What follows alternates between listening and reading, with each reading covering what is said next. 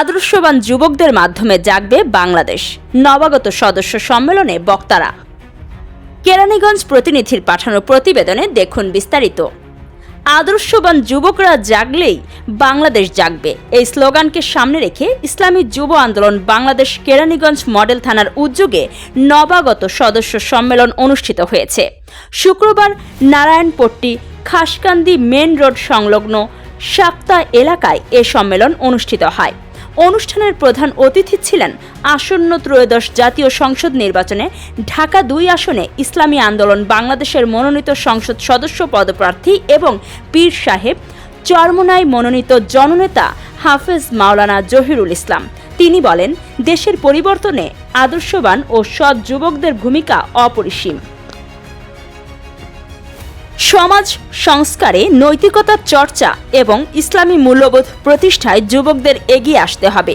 প্রধান অতিথি আরও বলেন, গণমানুষের অধিকার ও ন্যায় বিচার প্রতিষ্ঠার মাধ্যমে দেশকে সঠিক পথে এগিয়ে নিতে হবে। সম্মেলনে বিশেষ অতিথি হিসেবে উপস্থিত ছিলেন ইসলামী যুব আন্দোলন বাংলাদেশের কেন্দ্রীয় উপ কমিটির সদস্য আলহাজ মাওলানা মিরাজ হোসেন মঈন। তিনি বলেন, যুবকদের মধ্যে শৃঙ্খলা, দায়িত্ববোধ ও নৈতিক চেতনা জাগ্রত হলে জাতি এগিয়ে যাবে। অনুষ্ঠানের বিশেষ মেহমান ছিলেন আলহাজ মোহাম্মদ হানিফ মিয়া, আলহাজ মোহাম্মদ উজ্জ্বল শেখ, আলহাজ আব্দুস সোবহান মুন্সি ও হাফেজ মোহাম্মদ আবু সাইদ। তারা নবাগত সদস্যদের সংগঠনের আদর্শ ও কর্মসূচি সম্পর্কে দিক নির্দেশনা প্রদান করেন। অনুষ্ঠানে সভাপতিত্ব করেন ইসলামী যুব আন্দোলন বাংলাদেশ কেরানীগঞ্জ মডেল থানার সভাপতি মোহাম্মদ শহীদুল ইসলাম। তিনি বলেন, নবাগত সদস্যদের আদর্শ ও শৃঙ্খলার মাধ্যমে সংগঠন আরও শক্তিশালী হবে। সম্মেলনে ইসলামী আন্দোলন বাংলাদেশ ও ইসলামী যুব আন্দোলনের স্থানীয় নেতৃবৃন্দ সহ বিপুল সংখ্যক কর্মী ও এলাকাবাসী উপস্থিত ছিলেন। যারা যুবকদেরকে ক্ষমতায় যাওয়ার লাঠিয়াল হিসেবে ব্যবহার করতে চায়, যারা যুবকদেরকে ব্যবহার করে ক্ষমতায় যাওয়ার পায়তারা এবং ফন্দি ফিকির যারা করে, যারা নিজেদের হীন স্বার্থে যুবকদেরকে ব্যবহার করে, তাদেরকে পরিত্যাগ করে আগামীতে আমরা ঐক্যবদ্ধ হয়ে এই কেরানীগঞ্জকে, ঢাকা ২ আসনকে যুবকদের জন্য সত্যিকার অর্থে একটা সুখী, সমৃদ্ধ, শান্তিপূর্ণ কেরানীগঞ্জ ঢাকা ২ আসন হিসেবে আমরা প্রতিষ্ঠা করি। প্রিয় ভাইরা আমার, আসুন আমরা ঐক্যবদ্ধ হই। সাথে সাথে আগামী জাতীয় নির্বাচনে আমরা ইসলামী আন্দোলন বাংলাদেশ আগামী জাতীয় নির্বাচনে ৩০০ আসনেই আমাদের প্রার্থী ঘোষণা হয়েছে। আমরাও ঢাকা ২ আসনে নির্বাচনের সর্বাত্মক প্রস্তুতি কার্যক্রম আমরা শুরু করেছি। আমরা আপনাদেরকে একটা কথা বলতে চাই, দেশের মানুষ এখন পরিবর্তন চায়। দেশের মানুষ পরিবর্তন চায়।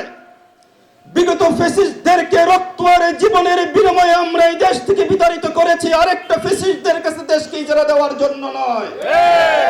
আমরা এই কেরানীগঞ্জের মানুষ হিসাবে আমরা এই কেরানীগঞ্জে শান্তিপূর্ণভাবে সহাবস্থান নিয়ে আমরা বসবাস করতে চাই।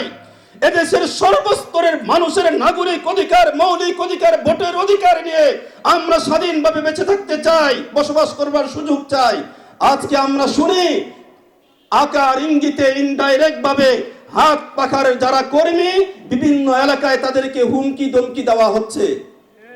আমরা যারা হুমকি দেন, আমার এই আওয়াজ যাদের কান পর্যন্ত পৌঁছবে, আমি আপনাদেরকে বলি, হুমকি ধমকি দেওয়ার দিন কিন্তু শেষ হয়ে গেছে। এটা ২৪-এর পরবর্তী বাংলাদেশ।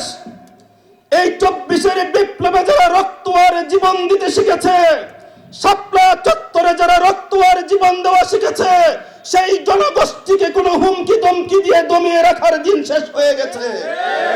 অতএব আগামী নির্বাচনে এই ফ্যাসিস্টি আচরণ যারা করবে, তাদের বিরুদ্ধে দল, মত, জাতি, ধর্ম, বর্ণ নির্বিশেষে সর্বস্তরের দেশপ্রেমিক নাগরিকদেরকে ঐক্যবদ্ধ হতে হবে। ঐক্যবদ্ধ হয়ে এই ফ্যাসিস্টদের বিরুদ্ধে আপনাদেরকে অবস্থান নিতে হবে। এই জন্য আসুন আমরা ঐক্যবদ্ধ হই।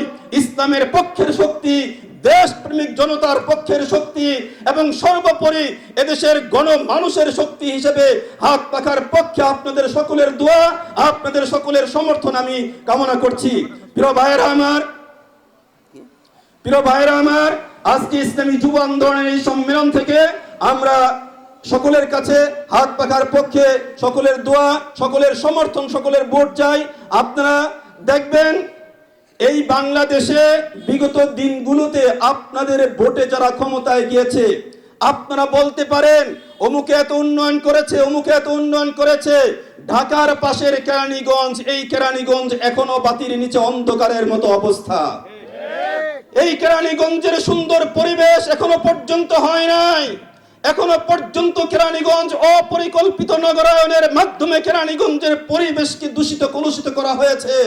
প্রিয় ভাইরা আমার, ইসলামী আন্দোলন বাংলাদেশ যদি এই আসন থেকে নির্বাচিত হয়, বিজয়ী হয়, আমরা আপনাদের সকলের পরামর্শের ভিত্তিতে এই কেরানী